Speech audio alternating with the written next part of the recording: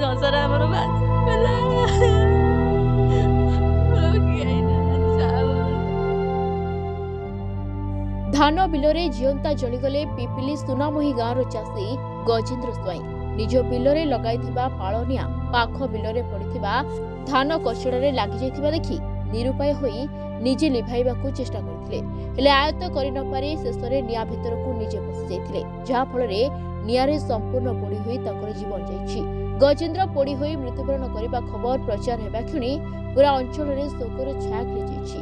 ତେବେ ସୂଚନା ମୁତାବିକ ପିପିଲି ଥାନା ଅଧୀନସ୍ଥ ସୁନାମୁହିଁ ଗାଁର ଗଜେନ୍ଦ୍ର ସ୍ୱାଇଁ ନିଜ ବିଲରୁ ହାର୍ଭେଷ୍ଟରରେ ଧାନ କାଟିଥିଲେ। ବିଲରୁ ପାଗ ଉଡ଼ିଗଲେ ଆଉ ମୁଗ ବୁଣି ହେବନି, ତେଣୁ ଗତକାଲି ସକାଳେ ସେ ଧାନ ଗଛ ମୂଳେ ଏବଂ ବିଲରେ ପଡ଼ିଥିବା କୁଟାକୁ ନିଆଁ ଲଗାଇ ବିଲ ସଫା କରିବାକୁ ଯାଇଥିଲେ। ଟ୍ରାକ୍ଟର ଯୋଗେ ଚାଷ କରି ମୁଗ ବୁଣିବାର ଲକ୍ଷ୍ୟ ନେଇ ଗଜେନ୍ଦ୍ର ତାଙ୍କ ବିଲରେ ଗତକାଲି ସକାଳେ ନିଆଁ ଲଗାଇଥିଲେ। ମାତ୍ର କୌଣସି କାରଣରୁ ନିଆଁ ପାଖ ବିଲରେ କଟା ହୋଇ ଧାନ କଚଡ଼ାକୁ ଧରି ପକାଇଥିଲା। ଏହା ଦେଖି ଗଜେନ୍ଦ୍ର ବିଚଳିତ ହୋଇପଡ଼ିଥିଲେ। ପାଖ ବିଲର ନିଆଁକୁ ଲିଭାଇବାକୁ ସେ ବହୁ ଉଦ୍ୟମ କରିଥିଲେ, ମାତ୍ର ନିୟତିର ନିୟମ ଥିଲା କିଛି ଅଲଗା। ତାଙ୍କ ଉଦ୍ୟମ ବିଫଳ ହୋଇ ନିୟତି ତାଙ୍କୁ ମୃତ୍ୟୁ ମୁଖକୁ ଟାଣି ନେଇଥିଲା। ବିଲରେ ପୋଡ଼ି ହୋଇ ମୃତ୍ୟୁବରଣ କରିଥିଲେ ଗଜେନ୍ଦ୍ର। ତେବେ ଅନ୍ୟ ଚାଷୀମାନେ ବିଲକୁ ଯିବାରେ ଗଜେନ୍ଦ୍ର ପୋଡ଼ି ହୋଇ ମୃତ୍ୟୁ ହୋଇଥିବାର ଦେଖିଥିଲେ। ପରେ ପାଖ ପଡ଼ୋଶୀଙ୍କୁ ଡାକ ପକାଇଥିଲେ। ଆଉ ଡାକ ଶୁଣି ଆଖପାଖ ଗାଁର ଲୋକମାନେ ଘଟଣାସ୍ଥଳରେ ପହଞ୍ଚି ପୁଲିସକୁ ଜଣାଇଥିଲେ। ଖବର ପାଇ ପିପିଲି ପୁଲିସ ଏବଂ ଅରିସଲ ଆର୍ଆଇ ଘଟଣାସ୍ଥଳରେ ପହଞ୍ଚି ପରିସ୍ଥିତି ଅନୁଧ୍ୟାନ କରିଛନ୍ତି। ସେପଟେ ମୃତ ଗଜେନ୍ଦ୍ରଙ୍କ ପୁଅ ପ୍ରଶାନ୍ତ କୁମାର ସ୍ୱାଇଁ ପିପିଲି ଥାନାରେ ଏକ ଲିଖିତ ଅଭିଯୋଗ କରିଥିବା ବେଳେ ଥାନା ଏକ ମାମଲା ରୁଜୁ କରି ତଦନ୍ତ ଚଳାଇଥିବା ଥାନା ଅଧିକାରୀ ସୌମେନ୍ଦୁ ଶେଖର ତ୍ରିପାଠୀ କହିଛନ୍ତି। ଶୁଣିନ୍ତି କେମିତି ନିଆଁ ଲାଗିଛି ଯାଇନ୍ତି ଧାନ ପଡ଼ିଯାଇଛି ବୋଲି ବିକଳରେ ଚଢ଼ି ଯାଇନ୍ତି। ସଂସାର ଆମର ଭାସିଗଲା। ମୋର କେହି ନାହାନ୍ତି ସାହା ଭରସା। ସକାଳେ ଘରେ ଥିଲେ, ଧାନ ବିଲରେ ନିଆଁ ଲାଗିଗଲା, କିଏ ଡାକିବାରୁ ଯାଇଥିଲେ, ଦେଖିଲେ ଧାନ ବିଲରେ ଯେମିତି ନିଆଁ ଜଳି ଯାଉଛି, ତାକୁ ଦେଖିକି ଭୟରେ ସେ ପଡ଼ିଗଲେ ନିଆଁରେ ପଡ଼ିଯିବା ହେତୁ ନିଆଁ ବାପାଙ୍କ ଦେହରେ ଲାଗିଗଲା, ଧାନ ବିଲ ବି ଜଳି ଯାଇଛି। ଆମେ ସରକାରଙ୍କ କିଛି ସହାୟତା ଚାହୁଁଛୁ। ଆମେ ପୁଣି କେମିତି ଚଳିବୁ? ଆମର ତ ମଣିଷ ବି ଗଲେ, ଧାନ ବି ଗଲେ, ଆମେ ପୁଣି ରହିବୁ କେମିତି?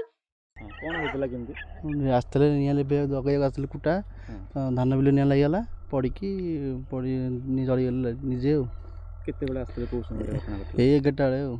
ଆସିଥିଲେ କଣ ଫସଲ ହେଇଥିଲା? ଧାନ କଟା ଧାନ କରାଇଥିଲା, ଧାନ ଜଳିଯାଇଛି ଆଉ। କେତେ କଣ ବିଲରେ ଧାନ ହେଇଥିଲା? ଧାନ 2 ଏକର ଖଣ୍ଡ ଆଉ। ଧାନ କଟା ହେଇଥିଲା। ଏବେ କଣ କରିବାକୁ ଆସିଥିଲେ କୁଟା ହେଇଥିଲା, ଲାଗିଥିଲା, ନିଆଁ ଲଗେଇଥିଲେ, ଧାନ ନିଆଁ ଲାଗିଗଲା ଆଉ।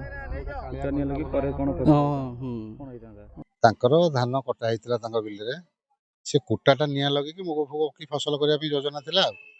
ସେ ନିଆଁଟା ଏତେ ଜୋର ଭୟଙ୍କର ହେଲା, ପବନ ଇଏରେ ଅନ୍ୟ ବିଲକୁ ଡେଇଁଲା ନିଆଁଟା ଆଉ। ସେ ଅନ୍ୟ ବିଲକୁ ଛଡ଼େଇଲା ଭିତରେ ଧାନ ବିଲଟା ତାଙ୍କର କୁଟା ପଡ଼ିବା ସଙ୍ଗେ ସେ ତାଙ୍କର ଧାନ କାତରା ପଡ଼ିଛି, ଧାନଟା ପଡ଼ିଗଲା। ସେଇଟା ତାଙ୍କୁ ନିଆଁ ଛଡ଼େଇଲା ଭିତରେ ନିଆଁ ମାଡ଼ କରିଛି କି ତାଙ୍କୁ ହାର୍ଟ ଚୋକ୍ କରିଛି, କ'ଣ କେମିତି ହେଇଛି, ଏମିତି ଖବର ପାଇକି ଦୌଡ଼ା ଦୌଡ଼ିକି ଗାଁ ଲୋକ ଏଣ୍ଟାର ଅଞ୍ଚଳ ଯାଇକି ଲୋକ ଗଲା ବେଳକୁ ଦେଖିଲା ବେଳକୁ ଏମିତି ଅବସ୍ଥା ଆଉ। ଆମେ ତ ଦୌଡ଼ା ଦୌଡ଼ି ପଡ଼ୁଛି। ଆମର ଗୋଟେ ପୁଅ ଆଇଲା, ଆଗୁଆ ଯୋଉଟା ପିଲା ଆଇଲେ ଦୌଡ଼ିକି ନିଆଁ ହେଲେ ସେ ଦୌଡ଼ୁଛି, ପୋଡ଼ି ଯାଇଛି କିଏ ବୋଲି ଆମେ ଜାଣିନୁ। ସେ ଦୌଡ଼ୁଛି। ବିଲରେ ଧାନ ହେଇଥିଲା, କଟା ହେଇକି ଥୁଆ ହେଇଥିଲା। ଯାଇଥିଲେ ସେ ନିଆଁ ଲଗେଇକି ତାକୁ ଇଏ କଲା ପରେ ନେକ୍ସଟ ବିଲ ଚାଷ ହେବ ବୋଲି। ତାପରେ ତ ଆମେ ଜାଣିନଥିଲେ, 11ଟା ବେଳକୁ ଖବର ପାଇଲା ବେଳକୁ ସେ ବିଲରେ ମାନେ ଧାନ ଜମି ସହ ଜଳିଯାଇଛି। ଜଳିଲା ପରେ ସେ ନିଜେ ମରିଯାଇଛନ୍ତି ସେଠି। ତାପରେ ପୁଲିସ ଆସି ପହଞ୍ଚିଲା, ଆମେ ଆସି ପହଞ୍ଚିଲା ପରେ ଇଏ କଲେ, ଇନକ୍ୱେଷ୍ଟ କରାଯାଇଛି। କ୍ଷତିପୂରଣ ପାଇଁ ଆମେ ଅଲରେଡ଼ି କହିଛେ, ଯାହା ହେଲେ ତାଙ୍କୁ, ଯେହେତୁ ସେ ଜଣେ ଚାଷୀ, ତାଙ୍କ ପିଲାମାନଙ୍କ ପାଇଁ ଟିକେ କରିବା। ଗଜେନ୍ଦ୍ର କୁମାର ସ୍ୱାଇଁ, 62 ବର୍ଷ।